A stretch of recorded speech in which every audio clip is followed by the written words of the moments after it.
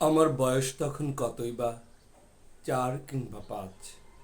অথচ আমার স্মৃতিকে আজও অন্ধকার করে দেয় সেই সময়ের একরাশ কালো ধোঁয়া। কুণ্ডুলি পাকিয়ে পাকিয়ে যে ধোঁয়া আকাশে মিলিয়ে যাচ্ছিল। আমাদের বাড়ির শেষ প্রান্তে বুড়ো বটগাছটার নিচে দাঁড়িয়ে সবাই ভিড় করে সেই ধোঁয়া দেখছিল। আমিও মায়ের কোলে চড়ে সেই ধোঁয়া দেখছিলাম। সবাই আতঙ্কে রাট লাগছে, রাট লাগছে বলে ছোটাছুটি করছিল। এবং তার কদিন পরেই সদ্য বিবাহিত দাদা বৌদির সঙ্গে আমাকে কলকাতায় পাঠিয়ে দেয়া হয়েছিল। আমি ছেড়ে এসেছিলাম আমার মাকে, আমার বাবাকে। আমি ছেড়ে এসেছিলাম আমাদের সেই বুড়ো বট গাছ, টিনের চালওয়ালা গোবর লেপা বেড়ার ঘর, বাড়ির পেছনে পুকুর, পুকুরের পাড়ের নোনা গাছ এবং আমার প্রিয় কাজলা দিদিকে। আমি ছেড়ে এসেছিলাম আমার মাতৃভূমিকে, আমার জন্মভূমিকে। আর সেদিনের পর থেকে একদিনের জন্য আমি আর ওই জন্মভূমিতে ফিরে যেতে পারিনি, একবারের জন্যও না। এখন আমার স্মৃতিতে সব কিছু ঝাপসা। সেই ঘর, সেই গাছ, সেই কাজলা দিদি, সব সব। চাঁদপুর থেকে স্টিমার, স্টিমারে করে গোয়ালন্দ, গোয়ালন্দ থেকে ট্রেন, দর্শনায় আমাদের বাক্সপেটরা ওলট পালট, এবং অবশেষে এক সন্ধ্যাবেলা শিয়ালদাহ স্টেশনে।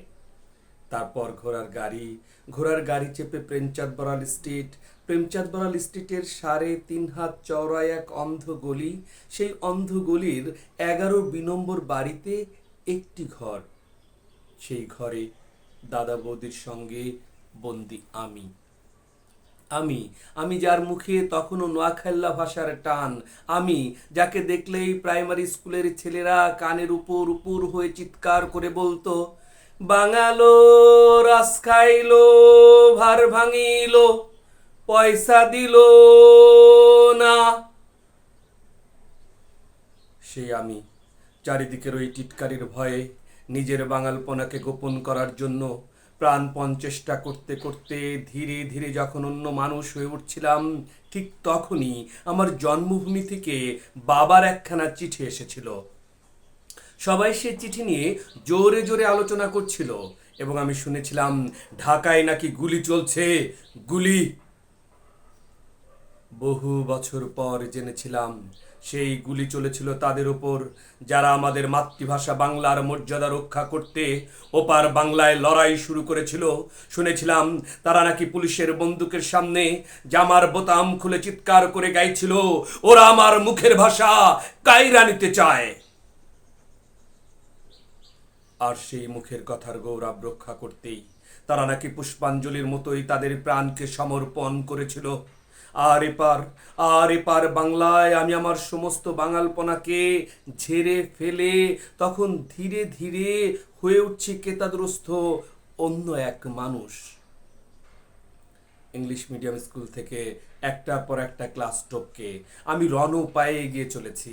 ইংরেজিতে কথা বলায়, চালচলনে, আদব কায়দায় আমি তখন সবাইকে মুগ্ধ করতে পারি। রাম ব্যানার্জি লেনের বাড়ি ছেড়ে আমরা উঠে এসেছি কলকাতার এক অভিজাত পাড়ায়।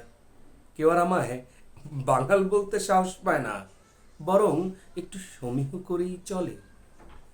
আমার দাদা বৌদি আমাকে নিয়ে গর্ব করে।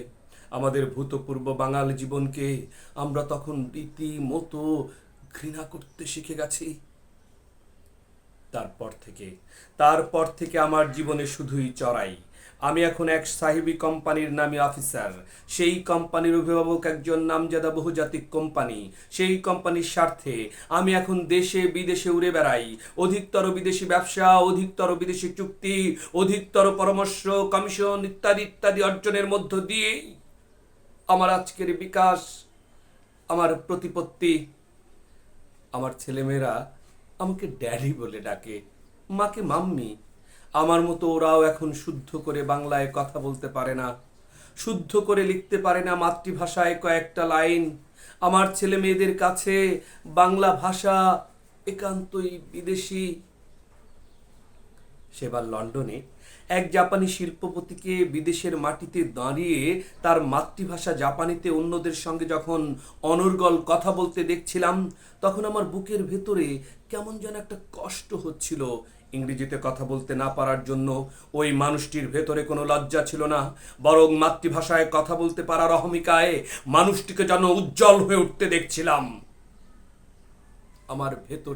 আমার ভেতরে সেই অভিজ্ঞতার যন্ত্রণা একটা কান্না হয়ে গুমড়ে গুমড়ে উঠছিল। আমার মনে হচ্ছিল আমার কোনো মাতৃভূমি নেই, আমার কোনো মাতৃভাষা নেই, আমি যেন এক শিকড়বিহীন চিরবিদেশী। তাই তাই মাতৃভাষার জন্য যারা জীবন দেয় তারা কেমন মানুষ আজ আমার ভীষণ জানতে ইচ্ছে করে।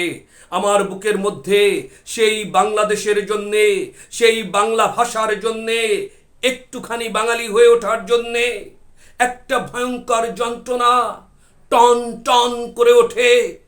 একটা ভয়ঙ্কর যন্ত্রণা টন টন করে ওঠে।